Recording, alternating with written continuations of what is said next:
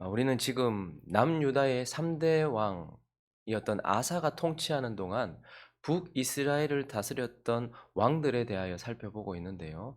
지금 이제 우리는 북이스라엘의 7대 왕, 7번째 왕이었던 아합에 대하여 살펴보고 있습니다.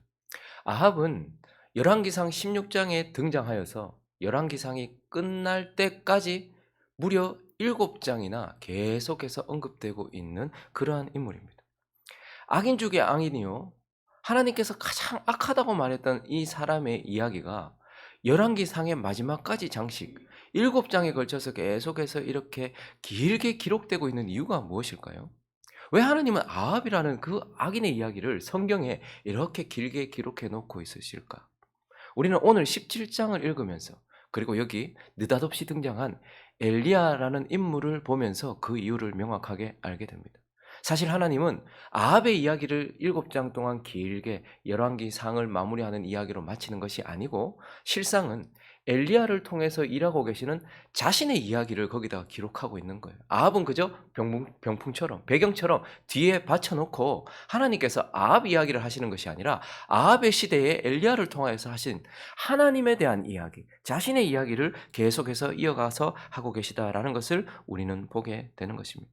그래서 이제 우리는요, 느닷없이 등장한 이 엘리야라는 사람을 통하여 일하시는 이야기가 시작되는 이 17장을 시작하면서 엘리야를 통해서 일하시는 하나님은 어떤 하나님이신지 오늘 우리가 두 가지로 나누어서 한번 살펴보려고 합니다. 그 첫 번째는 아합에게, 아합과 같은 자에게 기근을 주시는 분이다. 오늘 하나님은 우리에게 이 17장을 통하여서 우리에게 가르쳐 주고 있습니다.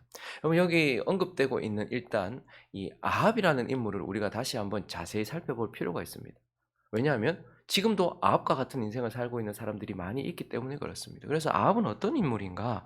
먼저 아합은요, 하나님 나라 백성이라는 어떤 그런 문의는 가지고 있어요. 하나님 나라 백성이다. 그리고 하나님의 나라의 백성들을 통치하고 다스리는 높은 자리에 있는 사람. 그래서 문의가 그냥 보면 주의 백성, 그리고 주의 백성을 다스리는 높은 사람, 하나님께 복받은 사람, 이렇게 보여지는 사람이란 말입니다. 그래서 열왕기상 16장 29절을 보시면 유다의 아사왕 제38년에 오므리의 아들 아합이 어디의 왕이 됐어요?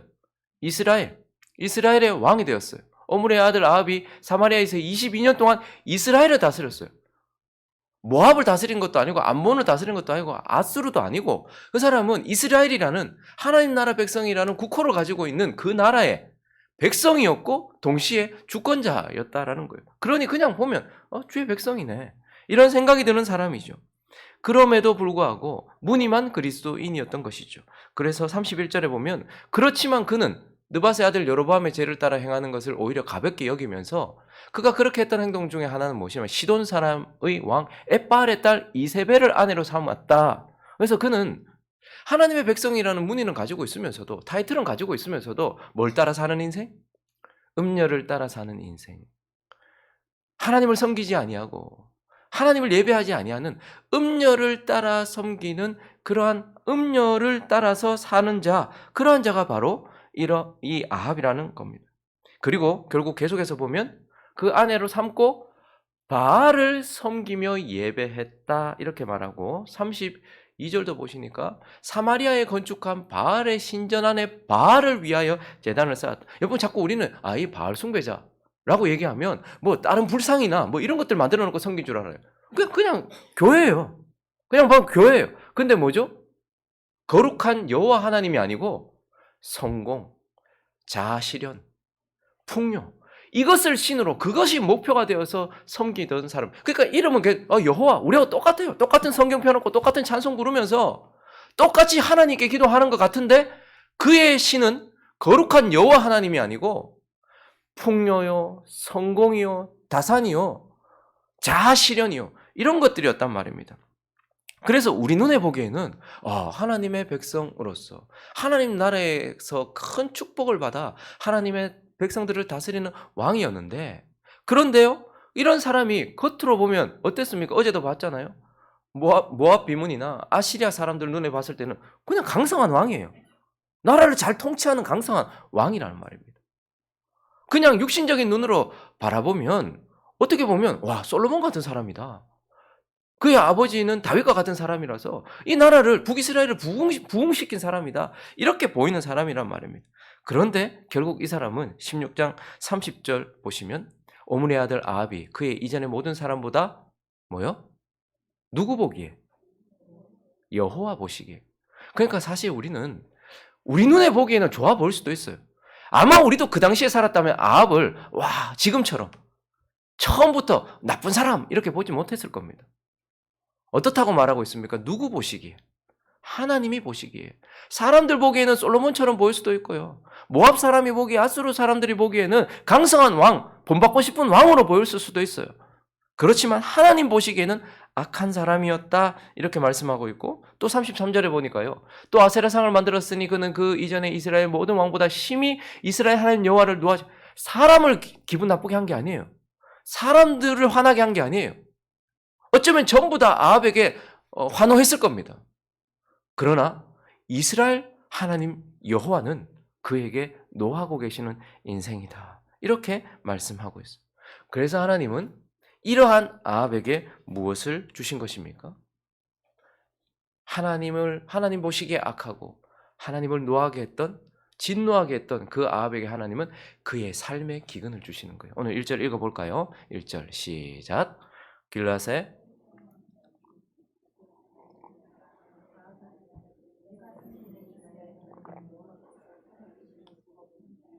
내 말이 없으면 수년 동안 비도 이슬도 있지 아니하니라.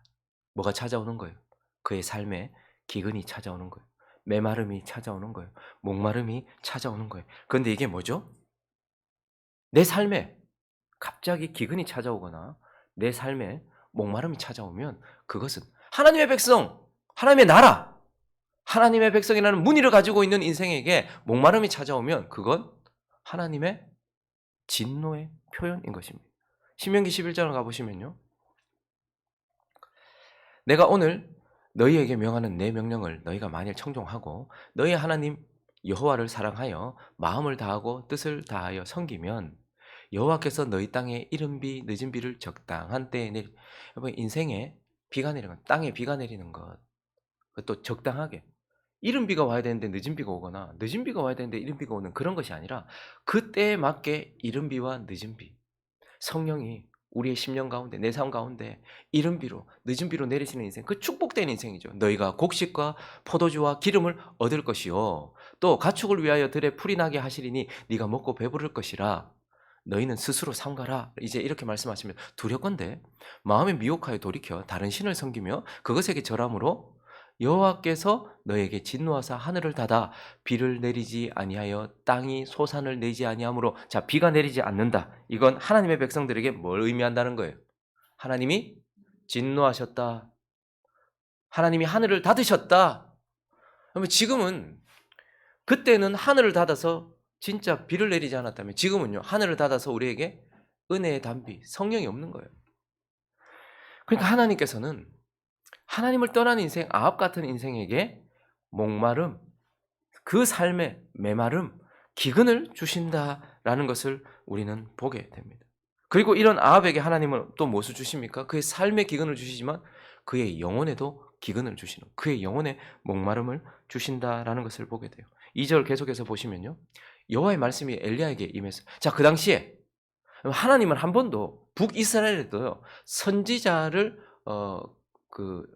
선지자를 보내시지 않거나 말씀이 없었던 때는 없었어요. 그런데 한번 보세요. 다시 한번 볼까요? 2절을 보시니까요. 여호와의 말씀이 엘리야에게 임하여 이르시되 자, 말씀이 누구에게 있어요? 엘리야에게 있어요. 자, 그러면 엘리야가 없어졌다. 그 말은 무슨 말이죠? 하나님의 말씀이 없다는 거예요. 자, 3절 보겠습니다. 너는 여기를 떠나라.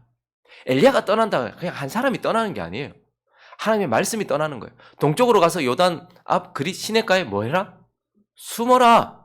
즉 뭐 하시는 거예요, 하나님은? 아합에게 말씀을 숨기시는 겁니다. 아합을 떠나시는 거예요. 말씀이 떠난다라는 것을 보게 되는 것입니다. 자, 그래서 9절도 보시면요. 너는 일어나 시돈에 속한 사르밧으로 가서 거기 머물라. 시돈에 속한 사르밧. 아예 말씀이 하나님의 지경을 떠났다. 이스라엘을 떠났다라는 것을 보게 돼. 내가 그곳 과부에게 명령하여 내게 음식을 주게 하였다라고 말하면서 그게 한참 머무는 거예요. 뭘 보는 거예요, 우리는? 아합에게 하나님께서 말씀을 거두시는 거예요. 그래서 그 영혼에 목마름이 찾아오고 메마름이 찾아오는 것입니다. 이것 또한 뭐죠? 하나님의 진노의 표현입니다. 아모스 8장을 가볼까요? 11절부터 보시면 주 여호와의 말씀이니라. 보라, 날이 이를지라.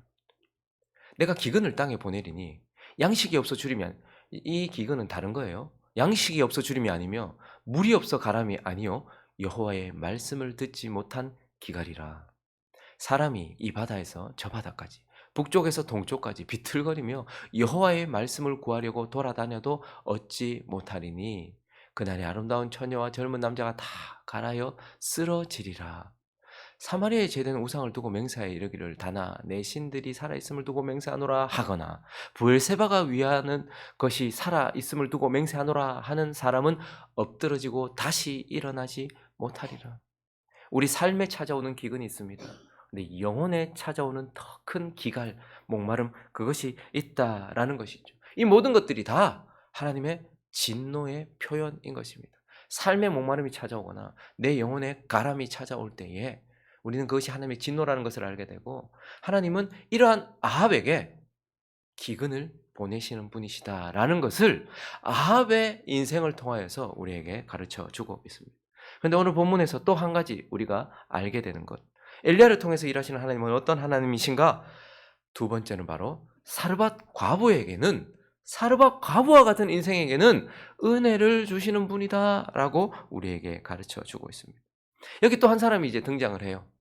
아합이라는 지체 높은 사람, 하나님의 백성, 하나님 나라를 다스리는 왕이라는 그러한 문의를 가지고 있는, 누가 봐도 하나님의 백성이라는 문의를 가지고 있는 아합이라는 사람이 등장하면서 그와 정반대의 사람 한 사람이 등장하는데 그건 바로 사르밧 과부입니다. 그녀는 어떤 사람입니까? 구절을 한번 읽어볼까요? 너는 일어나 시돈에 속한 사르밧에 가서 거기 머물러 내가 그곳에서 과부에게 명령하여 네게 음식을 주게 하려. 여러분, 시돈에 속한 사르밧, 그러니까 지금 이 사르밧 과부는요, 이세벨의 고향에 살고 있는 사람이에요.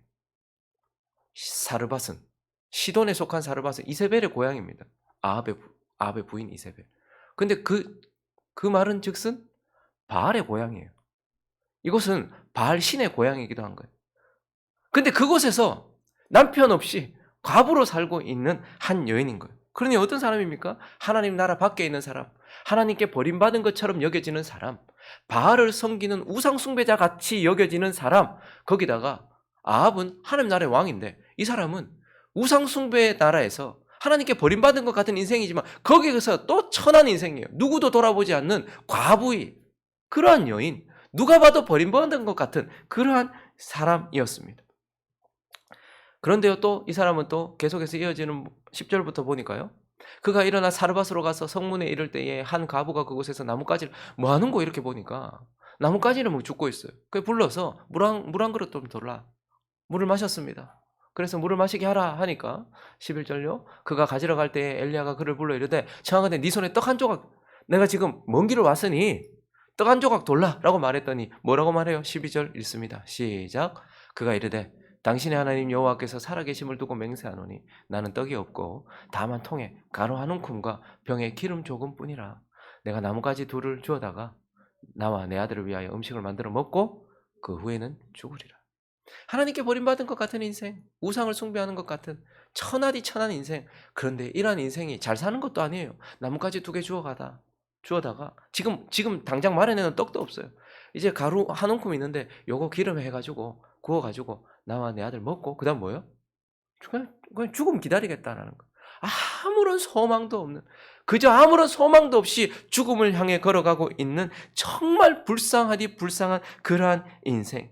내일이 없는, 내일은 그저 죽음만 기다리고 있는 그런 인생이라는 거. 그런데요, 오늘 13절부터 계속해서 보시니까요, 엘리야가 그런 인생에게 찾아와서 사실은 하나님이 보내신 거죠. 아무도 주목하지 않았을 거예요. 그런데 엘리야가 그에게 이렇게 말, 두려워하지 말아라. 하나님이 찾아오시면 주로 하는 말이잖아요. 자기 백성에게 주로 하는 첫 멘트가 보면 먼저 뭐예요? 두려워하지 말라. 가서 네 말대로 해라. 근데 먼저 그것으로 나를 위하여 작은 떡 한 개를 만들어 내게로 가져오고 그 후에 너와 내 아들을 위하여만. 겨우 한 움큼 있는데 기름 그거 하나밖에 없는데 그거 먼저 만들어서 하나님의 사람인 내게 줘라 라고 말해요. 이스라엘의 하나님 이제 말해요. 여호와의 말씀이 나 여호와가 비를 지면에 내리는 날까지 그 통의 가루가 떨어지지 아니하고 그 병의 기름이 없어지지 아니하리라 하셨느니라. 그러니까 네가 먼저 그거 가지고 이거 먹고 지금 이게 마지막인데 전부인데 그런데 이거 먹고 죽으려고 하는 사람에게 이거 먼저 나에게 달라. 그러면 하나님께서 통에 가루가 떨어지지 않고 기름이 떨어지지 않도록 너를 먹이실 것이다 라고 말했어요. 그런데 15절 보니까요. 그가 가서 엘리야의 말대로 하나님의 말씀대로 그렇게 행했다라고 말해요. 누가 봐도 아닌 인생이 그것도 이스라엘 밖의 사람이 지금 뭐 하는 거예요? 하나님의 말씀을 믿고 하나님의 말씀에 반응하고 자기의 전부를 드리고 자기 자신을 드리고 있는 것을 보게 되는 거예요. 근데 14절을 보시면요. 그거 뭘 믿었어요? 통에 가루가 떨어지지 아니하고 그 병에 기름이 없어지지 아니할 것이라는 하나님의 말씀을 믿었어요. 근데 그것보다 더 놀라운 믿음이 뭐예요? 그 앞에 이스라엘 하나님 여호와의 말씀이 나 여호와가 뭐 하는 날까지? 비를 지면에 내리는 날. 이게 왜 그렇게 중요합니까? 우리는 야 통에 가루가 떨어지지 않고 병에 기름이 없어지지 않는다라는 하나님의 말씀을 믿은 것도 대단한 거잖아요. 그런데 그것보다 더 대단한 게 뭐냐면 여기 지금 어디라고요? 시돈에 속한 사르밧이에요. 누구의 고향? 이세벨의 고향이요? 바알의 고향이에요. 근데 바알은 어떤 신? 풍요와 다산과 성공의 신인데 뭘 주관하는 신이라고 여겨집니까? 구름과 비를 주관하는 신이에요. 그래서 바알은 언제나 아세라와 같이 갑니다. 비를 내리면 아세라가 그것을 먹으면서 풍요와 다산을 일으킨다는 거예요. 그러니까 비는 누가 내리는 거예요? 바알이 내리는 거예요. 근데 지금 14절에 뭐라고 말하고 있어요? 14절에 뭐라고 말씀하고 있어요? 이스라엘 하나님은 나 여호와가 비를 지면에 내리는 날까지. 지금 그는 단순히 와 내한테 떡 주시는구나 그 하나님을 믿었던 것이 아니고 주관자는 바알이 아니라 하나님이구나 라는 것을 믿었던 인생이라는 말입니다. 그래서 결국은 이 인생은 아합은 하나님 보시기에 악한 인생이고 하나님을 진노하게 하는 인생이었다면 이 사람은 어떤 사람이에요? 하나님 보시기에 너무 귀하고 하나님을 기쁘시게 하는 인생이었어요. 그래서 누가복음 4장을 가보시면 예수님께서 이 여자를 또다시 언급하십니다. 여기 한번 나오고 마는 여자예요. 그런데 예수님이 또다시 이 여자를 역사 가운데 끄집어내십니다. 내가 참으로 너에게 이르노니 엘리야 시대에 하늘이 3년 6개월간 닫혀 온 땅에 큰 흉년이 들었을 때에 이스라엘에 많은 과부가 있었다. 하나님을 믿는다라고 하는 그러한 문의를 가지고 있는 사람들, 하나님의 백성인 것 같은 사람들, 그러나 많은 과부가 있었으나 엘리야가 그중 한 사람에게도 보냄받지 않고 어디로 갔어요? 시돈 땅에 있는 사르밧 한 과부에게 뿐이었으며 또 선지자 엘리사 때에도 이스라엘에 많은 남의 환자가 있었다. 그리스도인이라는 문의를 가지고 있었던 그러나 그중에 한 사람도 깨끗함을 얻지 못하고 오직 수리아 사람 나만 하나님께서 이 여인을 끄집어내시는 거예요. 이 여인은 어떤 사람인 것입니까? 하나님께 선택을 받아 하나님이 귀히 보시며 하나님께서 사랑하시며 하나님께서 기뻐하시는 인생이다. 이렇게 말씀해주고 있는 거예요. 그래서 하나님은 이 여자에게 어떻게 하십니까? 은혜를 베풀어 주시는 것입니다.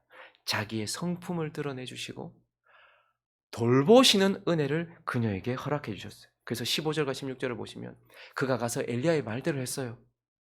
이거 지금 하나밖에 없는데 이거밖에 없는데 내가 내일 죽으려고 했는데 오늘 죽겠구나. 내가 저 사람 먹이고 죽겠구나. 그런 생각을 했을지도 몰라요. 그런데도 그가 가서 엘리야의 말대로 하였더니 그와 엘리야와 그의 식구가 여러 날 먹었으나 여호와께서 엘리야를 통하여 하신 말씀같이 통의 가루가 떨어지지 아니하고 병의 기름이 없어지지 아니하는. 여러분 한번 생각해 보세요. 나 이제 죽어가고 있는데 어느 날 갑자기 털이 많은 사람이 털옷을 입고 이거 보니까 하나님의 사람이래. 그런데 그 사람이 와서 과부인 내게 마치 신랑처럼 나를 돌봐주고 그리고 압이 없는 내 아들에게 계속해서 떡을 먹이고 양육해 주는 것을 보면서 하나님의 성품을 깨닫게 돼요. 와, 하나님은 아무도 나를 돌봐주지 않는데 하나님은 나의 신랑처럼 나의 보호자가 되시고 하나님은 이 자식의 아비처럼 우리의 보호자가 되어주시는 분이구나. 그러면서 어떻게 하는 거예요? 그의 필요를 채워주고 계시는, 그의 생명을 연장시켜 주시며 그를 돌봐주시는 하나님의 은혜가 거기 있었단 말입니다. 그래서 하나님은 이 아합의 시대에 아무도 주목하지 않았던 사렙다에 있었던 그 과부와 아들을 돌보아 주시는 하나님의 은혜를 그에게 주셨다라는 것을 보게 되고, 그러면 그것보다 더 놀라운 사실은 오늘 17절과 18절에 보니까, 근데 이 일 후에 그 집의 주인 되는 여인의 아들이 병들었어요. 증세가 좀 심했는데 위중하다가 숨이 끊어져 버렸어요. 그랬더니 이 여자가 부르짖습니다. 여인이 엘리야에게 이르되 하나님의 사람이여, 당신이 나와 더불어 무슨 상관이 있기로? 왜 오셔가지고 그때 죽도록 놔두지? 왜 내한테 소망도 주시고 은혜도 주시고 하나님에 대한 사랑도 주시고 이제 내가 소망도 있게 되었는데, 그런데 내 죄도 생각나게 하시고 내 아들 죽이려고 이곳에 오셨습니까? 아, 하나님은 결국 오셔서 잠깐 내게 떡 주셨지만 결국 니는 죄인이야. 그렇기 때문에 네 자식이 죽은 거야. 아, 하나님은 역시 죄인을 심판하시는 하나님입니까? 이렇게 이제 얘기했던 것이죠. 그런 일들이 일어났어요. 그런데 오늘 놀라운 일이 일어났습니다. 22절과 23절에 보시니까 여호와께서 엘리야의 소리를 들으시고 그 아이의 혼이 몸으로 돌아오고 죽었던 아이가 살아나는 거예요. 그래서 23절에 엘리야가 그 아이를 안고 다락에서 방으로 내려가서 그의 어머니에게 주며 이르되 보라, 네 아들이 어떻게 되었다? 살아나니라. 성경에 기록된 첫 번째 부활 사건입니다. 오늘 하나님이 예수 그리스도께서 부활하실 것이라는 것을 예표하시고 부활이라는 진리를 드러내시는 것이 누구냐면 사렙다 과부의 아들이었어요. 하나님 뭐 주신 거예요? 새 생명을 주신 거예요. 그 여인은, 그리고 그 아들은요, 새 생명의 은혜를 허락받았던 거예요. 아, 죽어도 다시 살 수 있는, 하나님이 새 생명을 주시는 거예요. 그래서 이 여인은 하나님의 성품을 깨달으면서 하나님의 귀한 돌보심의 은혜를 받고, 거기다가요 새 생명의 은혜도 받아서 여기서 하나님의 은혜 가운데 살고 있는 것을 보면서, 하나님은 이 사르밧 과부와 같은 인생에게는 은혜를 주시는 분이다라는 것을 17장을 통해서 우리에게 말씀하고 있는 것입니다. 말씀을 정리하겠습니다. 아합의 시대가 지나가고 있습니다. 고통의 시대예요. 그러나 겉으로 보면 풍요의 시대이기도 합니다. 그런데 그때에 하나님은 아합에게 기근을 보내십니다. 누가 봐도 하나님의 백성 같고 누가 봐도 하나님께 복받은 것 같은 저 높은 곳에 있는 아합에게는 그의 삶에도 그의 영혼에도 기근을 주시고 목마름을 주십니다.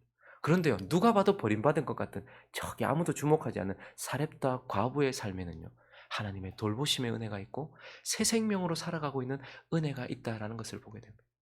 지금도 아합 같은 시대입니다.